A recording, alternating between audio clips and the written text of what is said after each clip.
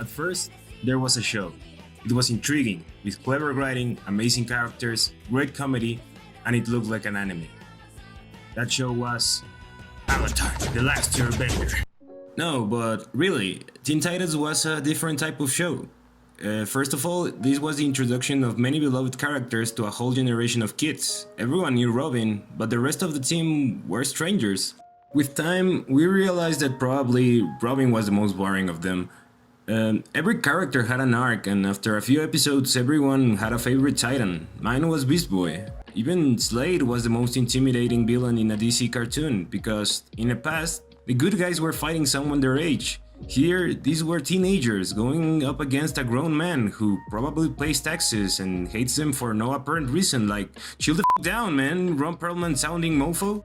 After 5 seasons and a movie, the series ended. 4 years later, we got another teen crime fighting show. Young Justice was also really good. We now had another team of sidekicks going on missions and bonding with each other over time. The cool thing is that some of these characters were really assholes. Most of the teenagers you interact with are extremely unlikable, but that's all part of growing up, and they do, making them more relatable because they learn from their adventures and become superheroes in the process. Now that everyone and their mom have a streaming service, we get the return of Young Justice and a new take on Teen Titans, but now it's live action and with a darker tone. Look, I get it. In the world of leaks and casting news, fans get upset because they made their favorite orange character into a black character, raping our childhood and ruining everything. But let me tell you, Titans Season 1 was a fun experience, a fun, weird experience. If you can turn your brain off and consider that this is a different universe from the animated series, you can have a gay old time with the new interpretation of characters we all know and love. Except for Cyborg. Now that we have a second season, let me tell you, it's amazing. I don't know what were they thinking, but this is the most inconsistent superhero show I've ever seen. First, let's talk about the good. Ser Jorah's Bruce Wayne is beautiful, and I love him, and I want him to read me a bedtime story. Anna Job has a new and bold take on Starfire, and is my favorite character in the series. The casting all around is pretty good, and the actors have lots of talent, even if the writing is kind of weird. The series didn't need to be R-rated, even if the reactions feel more genuine with all the F-bombs they keep throwing. Most of the adult content feels out of place and extremely unnecessary. Now, let's talk about the amazingly weird.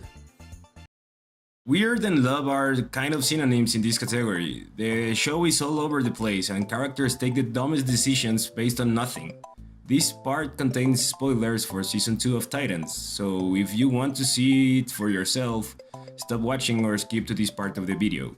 Okay, so assuming you don't care about spoilers, here it goes. The whole season is based on keeping secrets and how that affects your relationship with your friends and your dick. Even the beginning of the series is weird. We see the gang being controlled by Trigon and they beat the living shit out of Gar. After that's over and everything is back to normal, the team is all jokey and making sarcastic Marvel comments. But Gar is like, guys, I think you owe me an apology. And please take me to a hospital. After that, there is some fighting and some backstory to new characters including Deathstroke, aka Slade Wilson, while the old characters just chill in the back.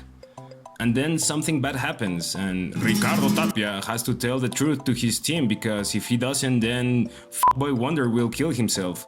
So finally, Dick reveals the big secret. Instead of Deathstroke killing his son, Jericho, Slade's son, sacrificed himself to save Dick. And everyone is really offended by that and leaves.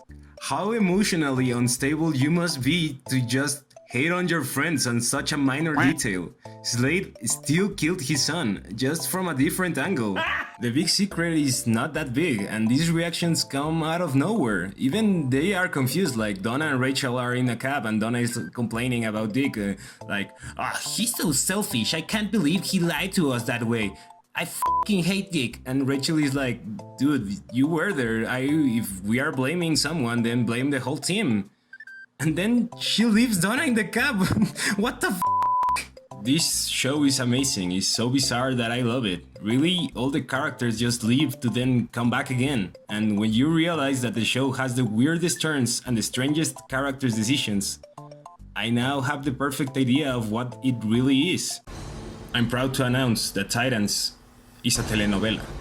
You have a cast of unstable characters with daddy issues, making decisions based on nothing and going on strange character arcs that go nowhere. Just change the title to Amor de Titanes and you have the perfect Mexican telenovela. Even the ending has the most unnecessary death and it has all the elements for me to hate it, but I still love it and I can't wait for season 3.